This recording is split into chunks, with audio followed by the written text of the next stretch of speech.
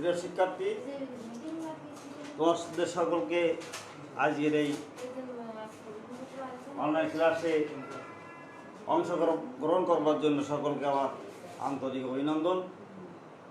এই করোনা কালে বাড়ি বসে তোমরা অনেক সময় একেবারে ক্লাস মেরে গেছো, তবুও তার ভিতরে যে অনলাইন ক্লাসে অংশগ্রহণ করতেছ, তো আমি যেটা বলতে চাই যে বর্তমানে যে একটা দিন যাচ্ছে, করোনায় পৃথিবীতে বহু লোকের মৃত্যু। তো বাংলাদেশে এই শীতের সময় যেহেতু এই রোগের প্রভাবটা বেশি হয়, সেহেতু শীতকালটা তোমরা সবাই সাবধান থাকবে, বাড়ির সকলকে সাবধান থাকতে বলবে, সকলে মাস্ক পরিধান করবে, যে সরকারি নির্দেশ, হাত ধোবে, দূরত্ব বজায় রাখবে।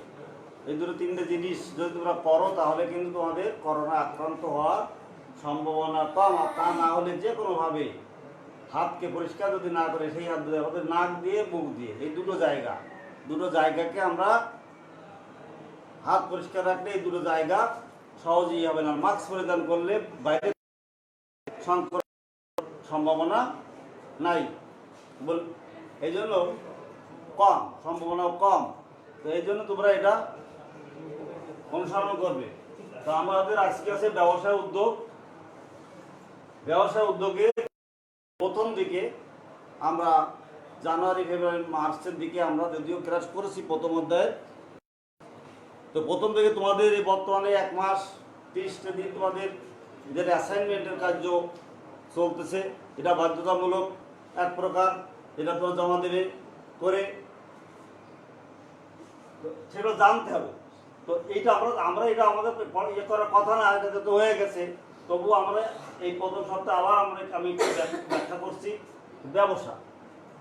ব্যবসার ধারণা, ব্যবসার উৎপত্তি, ব্যবসার ক্রম বিকাশ কি করবে, ব্যবসার ধারণা রাখি। ব্যবসাটা কি?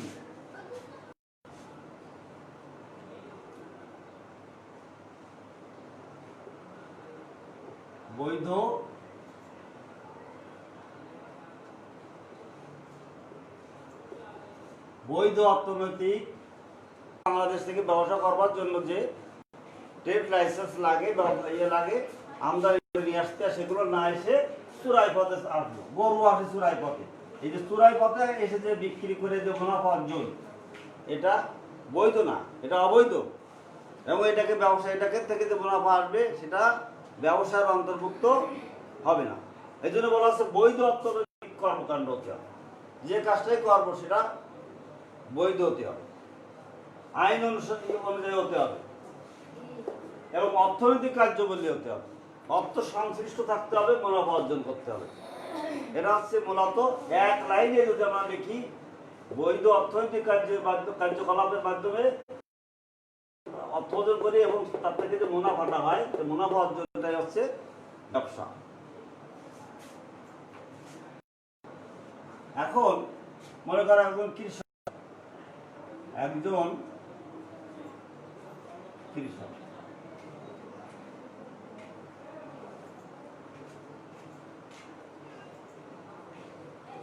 কৃষক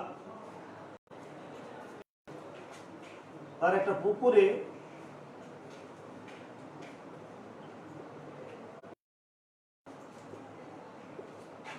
মাছ চাষ করেছে।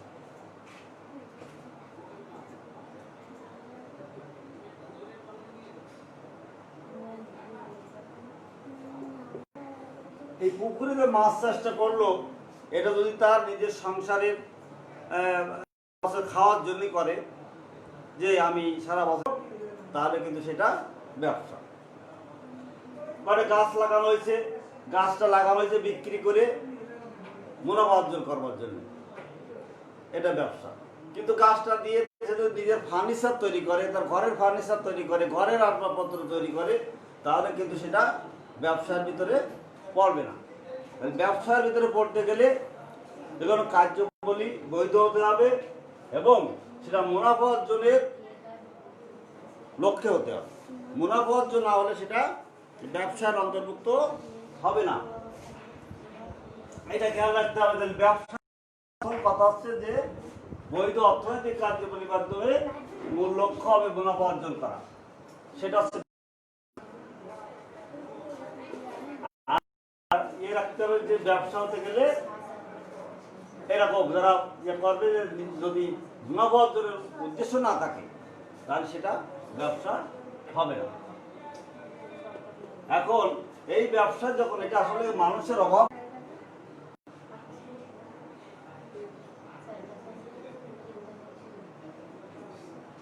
থেকে ব্যবসায়ের উৎপত্তি হয়েছে।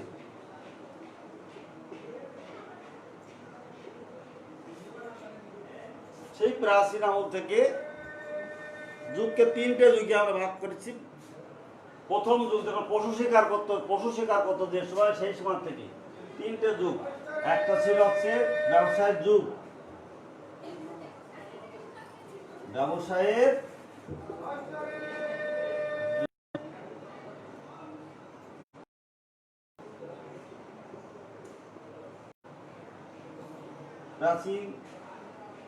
প্রাচীনকাল, প্রাচীন যুগ ইত্যাদিকে ফলমূল আহরণ করতো, কৃষিকাজ করতো, আস্তে আস্তে কৃষিকাজ শুরু করলো।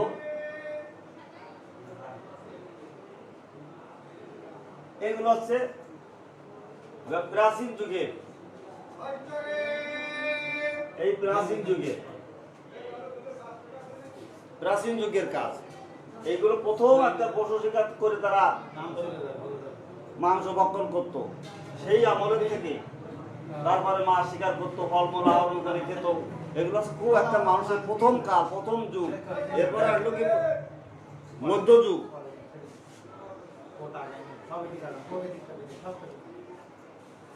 মধ্যযুগে এখানে বিনিময়ের মাধ্যম হিসেবে প্রথম দিকে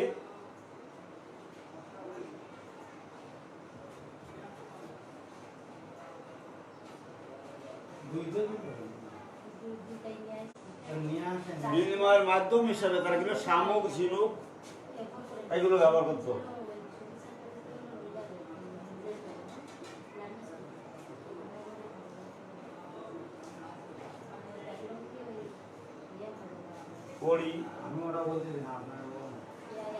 এগুলো বিনিময়ের মাধ্যম, একটা দ্রব্যের বিনিময়ের মাধ্যম হিসাবে। আমরা এখন বর্তমানে কি করে বিনিময়ের মাধ্যম হিসাবে মুদ্রা ব্যবহার করি, সে সময় মুদ্রার প্রচলন ঘটেনি। তার আগে প্রথম দিকে, যদি পরে ঘটছে মধ্যযুগে বিনিময়ের প্রথম মানে কাগজে মুদ্রার প্রচলন হয়েছে, কিন্তু প্রথম দিকে কি করতো তারা শামুক, ঝিনুক, কড়ি ইত্যাদি ব্যবহার করতো। এরপরে হলো কি স্বর্ণ, রূপা, হ্যাঁ, ধাতব দ্রব্য, স্বর্ণ, রূপা,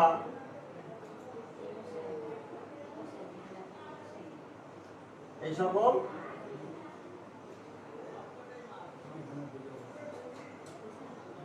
ধাতব দ্রব্য এগুলো বিনিময়ের মাধ্যম। বিনিময় করতে একটা দ্রব্যের সাথে একটা দ্রব্যের বিনিময় করতে গেলে তারা কিভাবে বিনিময় করবে? তখন মুদ্রা যেহেতু ছিল না, সে তারা ব্যবহার করতে শামুক, ঝিনুক, কড়ি, তারপরে স্বর্ণ, রূপা, এই ধাতব মুদ্রা ব্যবহার করত। এরপরে আসলে হচ্ছে কাগজে মুদ্রা প্রচলন, সহজ করে দিল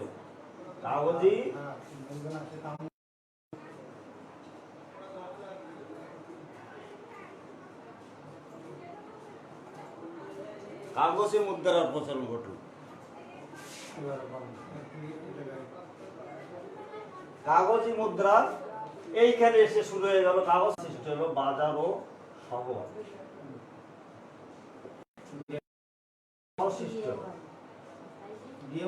এই যে শহরে আমরা বাস করি, এই শহর ছিল না, তো ছিল গ্রাম। সেই সময় এরপরে কাগজে মুদ্রা প্রচার হওয়ার পরে এটা ক্রয় বিক্রয় জায়গা হিসাবে বাজার হলো, শহরের সৃষ্টি হলো, ব্যবসায় সংগঠন উদ্ভব হলো। ব্যবসায় সংগঠন ব্যবসায়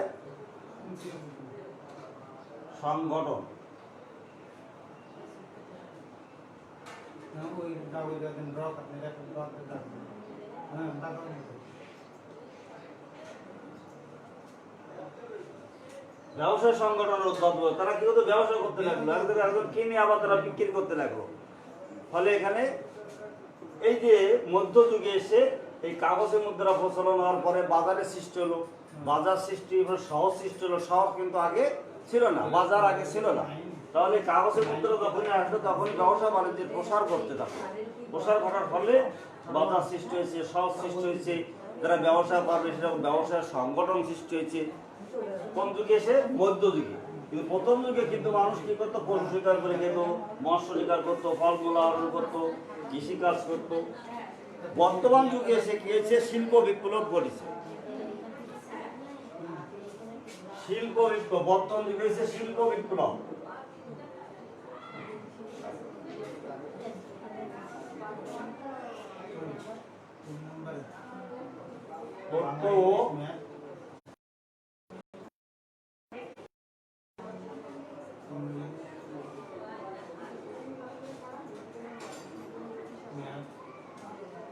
তথ্য প্রযুক্তি,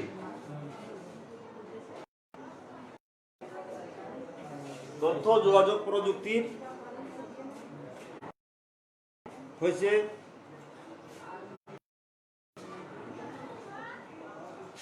কলকারখানার উপযোগ, কলকারখানা সৃষ্টি হয়েছে।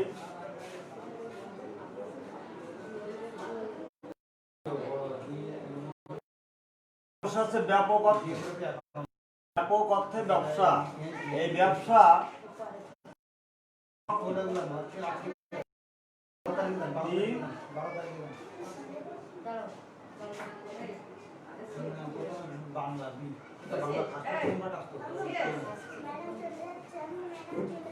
তিন ভাগে বিভক্ত করা হলো ব্যবসা।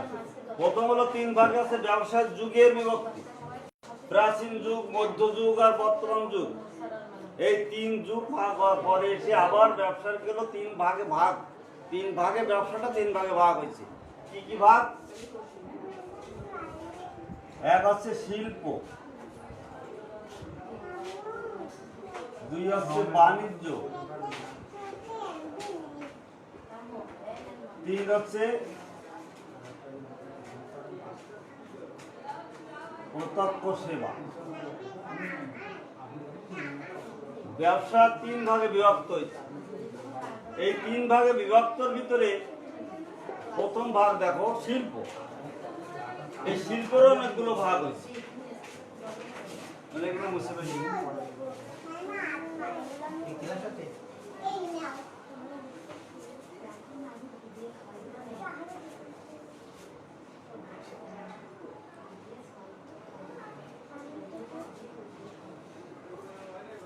শিল্প,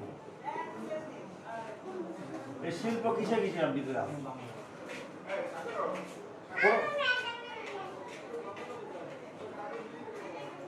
প্রযোজন শিল্প,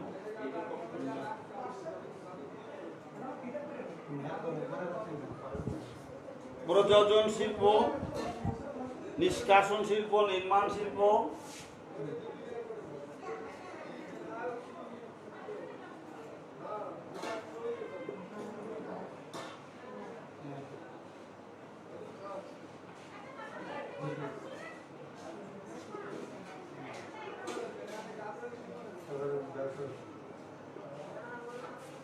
প্রযোজন শিল্প, উৎপাদন শিল্প, সেবা খাত, সেবা শিল্প,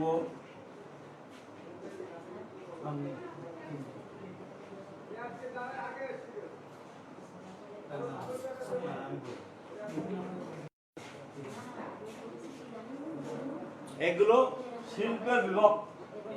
এখন এর এক একটি অর্থ এরকম। প্রযোজন শিল্প যেমন মাছ, মাছ যখন পুকুরে আমরা মাছের থেকে মাছ, হাঁস মুরগি থেকে হাঁস মুরগি, এগুলো প্রযোজন, প্রযোজন শিল্পের অন্তর্গত।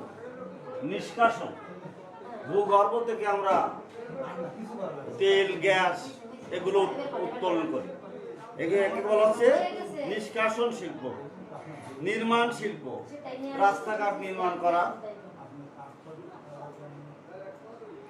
আর সেবা শিল্প, যেমন মনে করো যে আমরা ঢাকায় যাবো, তাহলে বাসে যেতে হবে, বাস তারা মুনাফা অর্জন করবে, তারা আমাকে ঢাকায় নিয়ে পৌঁছায় দেবে, আমাদের কাছ থেকে টাকা নেবে, এরা আমাদের সেবা করে।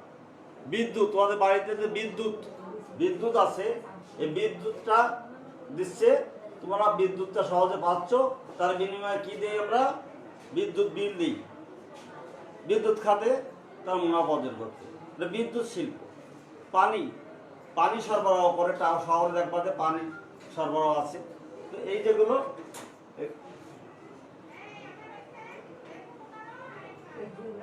সেবা শিল্পের ভিতরে, সেবা শিল্প আর উৎপাদন শিল্পের ভিতরে তো অনেক কিছু আমাদের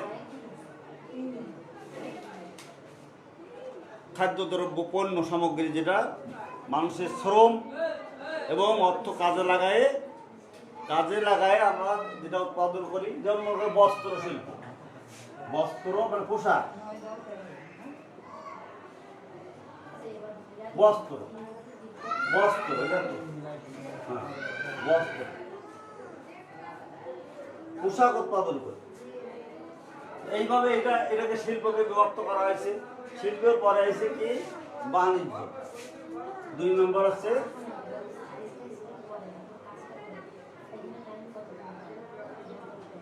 এই হচ্ছে বাণিজ্য। এইগুলো হলো। এরপর আছে ব্যবসায়ের কাজ শুরু হয়ে গেল। বাণিজ্যের কাজ আছে, ব্যবসার কাজ শুরু হয়ে যাওয়া।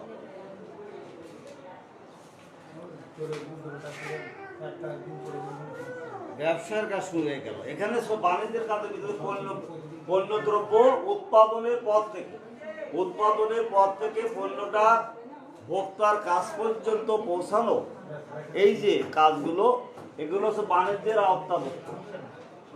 বাণিজ্যটা কি? পণ্যদ্রব্য যখন উৎপাদন হয়ে যায়, পণ্যদ্রব্যগুলো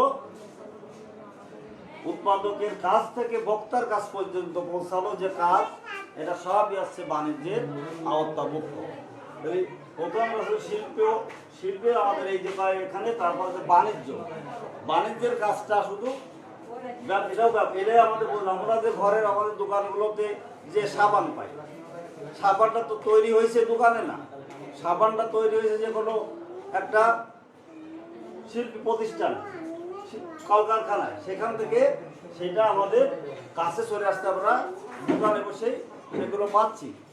তো এটা কি কিসের মাধ্যমে হয়েছে? বাণিজ্যের মাধ্যমে হয়েছে। তাহলে এটা ব্যবসায়ের দুটো শাখা, আর এটা হলো প্রত্যক্ষ সেবা শাখা, সরাসরি সেবা করা।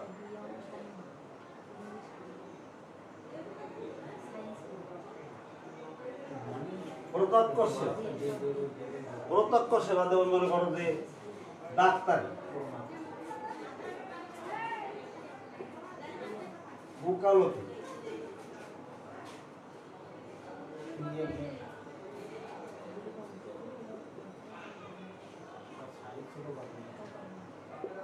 ইঞ্জিনিয়ার,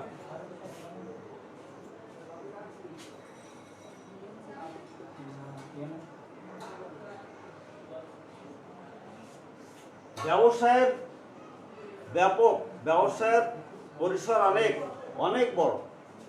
এই যে আমরা শিক্ষকতা করি, এটা এক ধরনের এই সেবা শিল্পের ভিতরে পড়ে। কি সেবা করছি আমরা? এই সমাজের শিক্ষার প্রসার ঘটাচ্ছি, হ্যাঁ, তার বিনিময়ে আমরা অর্থ নিচ্ছি। এটা ন্যায় যে শিক্ষা দিয়ে, জ্ঞান দিয়ে অর্থ উপার্জন করা, ডাক্তারি করে রোগীর সেবা করে অর্থ উপার্জন করা, উকালাতি করে আইনের সেবা দিয়ে অর্থ উপার্জন করা। ইঞ্জিনিয়াররা সেরকম, তারা ইঞ্জিনিয়ারিং বিভাগে তারা সেবা দিয়ে অর্থ উপার্জন করে। এগুলো প্রত্যক্ষ সেবা। একজন নাপিত চুল কাটে, নাপিত সোজা কাটে, চুল কাটায় যারা,